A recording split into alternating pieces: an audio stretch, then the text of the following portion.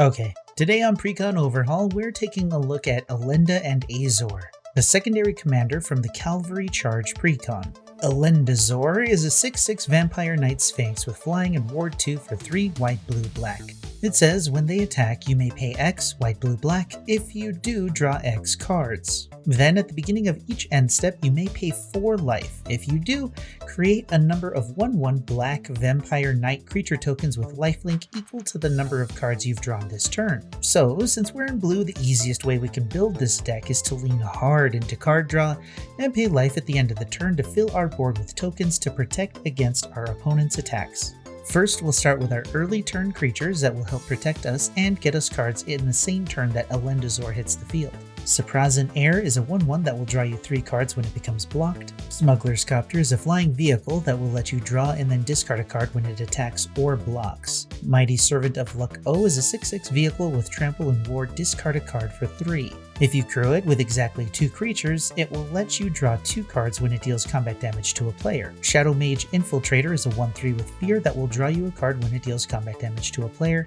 Shakedown Heavy is a 6/4 with menace for 2 and a black. It says, whenever it attacks, defending player may have you draw a card.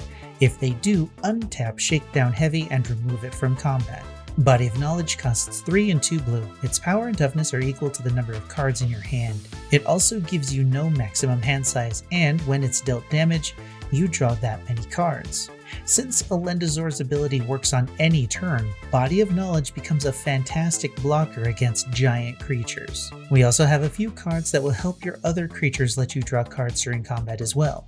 Curiosity is great for gross combos, but here it's mainly just for our evasive creatures to draw us a card. Open into Wonder is a sorcery for X and 2 blue. It says X target creatures can't be blocked this turn. Until end of turn, those creatures gain when this creature deals combat damage to a player, draw a card. This can help a single giant creature get through for damage, or let you swing with all of your creatures to get tons of cards and then activate Elenda and Azor to fill your board full of blockers. Keep Watch is an instant for 2 and a blue that says draw a card for each attacking creature. The best time to use this card will be the combat phase right after combat damage has been dealt. This way you can avoid your opponents taking out your attacking creatures before the spell resolves. If they don't do anything to save themselves from an alpha strike, they probably won't be able to stop the card draw from this either. Bident of Thassa and Reconnaissance Mission are enchantments that say, whenever a creature you control deals combat damage to a player, you may draw a card. Recon Mission has cycling, and Bident will make an opponent's creatures attack this turn if able for 1 and a blue.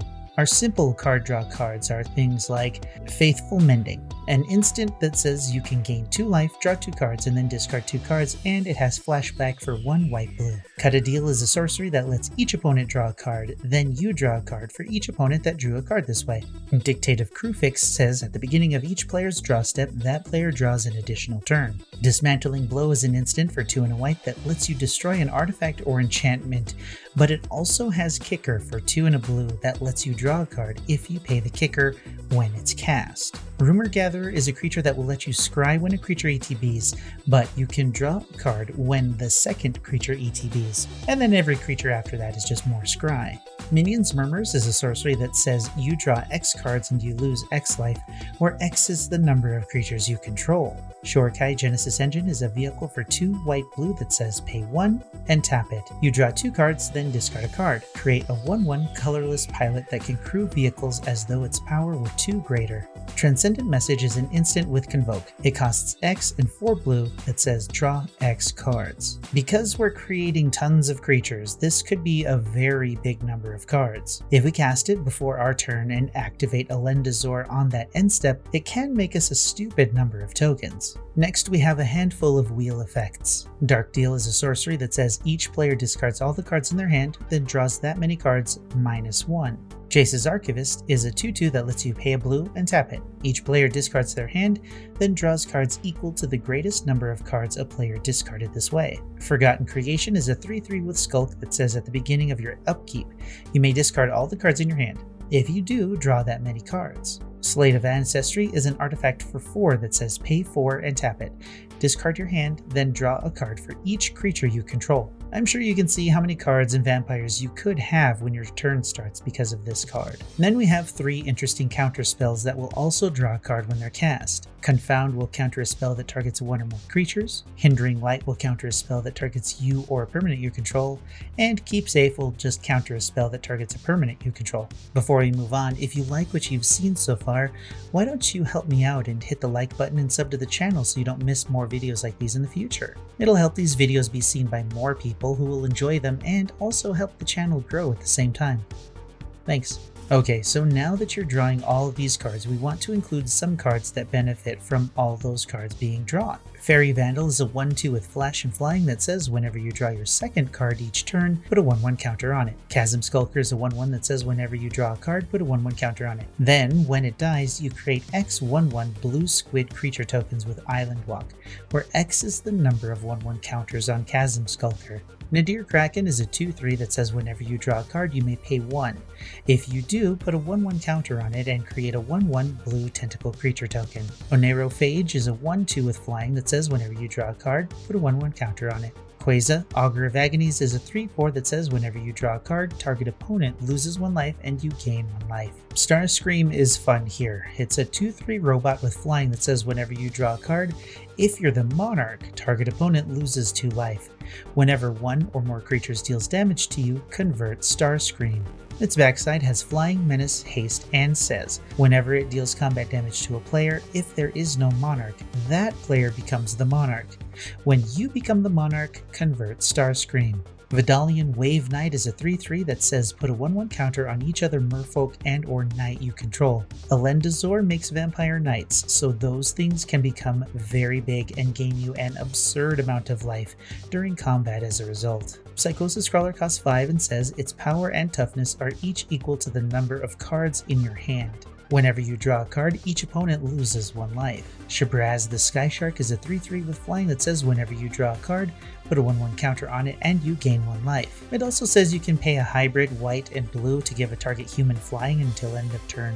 Okay, so the whole point of drawing these cards is to activate Elenda and Azor's ability at the end step to make vampire knights equal to the number of cards you've drawn. With these swarms of creature tokens hitting the field, we can go to the next group of cards, things that will draw us more cards when those creatures die. Village Rites will have a sack a creature when it's cast to draw 2 cards. Bankrupt in Blood will have a sack 2 creatures to draw 3 cards. Weatherlight Completed is a 5/5 vehicle for 2 that is a creature as long as it has 4 Phyresis counters on it. When a creature you control dies, put a Phyresis counter on it, then you draw a card if it has 7 Phyresis counters on it. If it doesn't, you scry 1.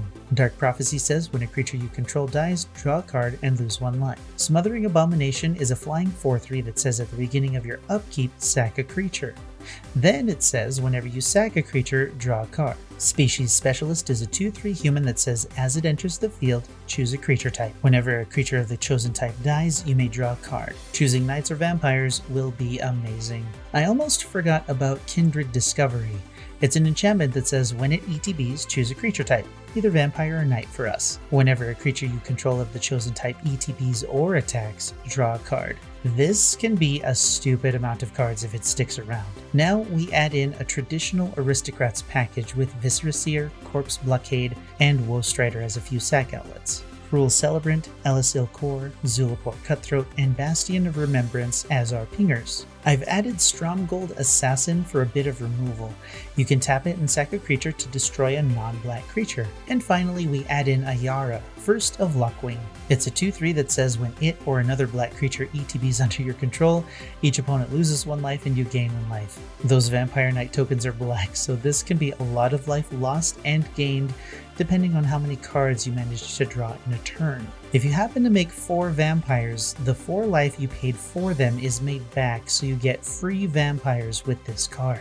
If you have a sack outlet, a card that draws cards when your creatures die, and a pinger, you'll be able to hit your opponents hard each turn as long as Elenda and Azor is on the field. Let's say you have 5 token creatures. You sack them and draw 5 cards. Your opponents lose 5 life, then at the end step you pay 4 life to make 5 token creatures and repeat. If Ayara is on the field, then your opponents lose 5 life when they enter, for a total of 10 life. If you just have a big swarm of vampires and nothing to back it up, I included Behind the Scenes, an enchantment that gives your creature Skulk. Skulk says the creature can't be blocked by creatures with greater power, so your 1/1s can only be blocked by your opponent's 1 or 0 power creatures. Then we have everything else. Our ramp package is Soul Ring, Arcane Signet, Azorius Signet, Dimir Signet, Orzhov Signet, Mind Stone, Thought Vessel, and Decanter of Endless Water, which will both let us have no maximum hand size. And we have a little bit of removal with Swords to Plowshares, Despark, and Revoke Existence, and then Reliquary Tower for no maximum hand size also. We add 35 lands and then we're done. After finishing this up, I can clearly see that we're very light and probably too light on protection for Elenda, so we might have to choose to slot in more counterspells in place of our weaker card draw to prevent board wipes or targeted removal. We're also very limited in our own targeted removal, so making adjustments there would be worthwhile also. But anyway, with this version of the deck, Moxfield tells us that our total comes to about $66, with 8 of those cards being between $2.50 and $8. This might not be as budget of a deck as I would have liked, but the few pricier cards I included are super worth it and very effective in this deck. But it still falls in line with the price rules of buying a Precon and building the deck from scratch and adding an upgraded budget, so I guess I'm not as far off target as I thought. But anyway, that's about it for this Elenda and Azor Precon overhaul. Let me know what you think in the comments below and what changes you'd make to the deck and its direction as well. I'm sure the Aristocrat sub-theme could be swapped for something else. Like the video if you liked the video, dislike it if you disliked it, and until next time, I'm Space Coconut, and you're welcome.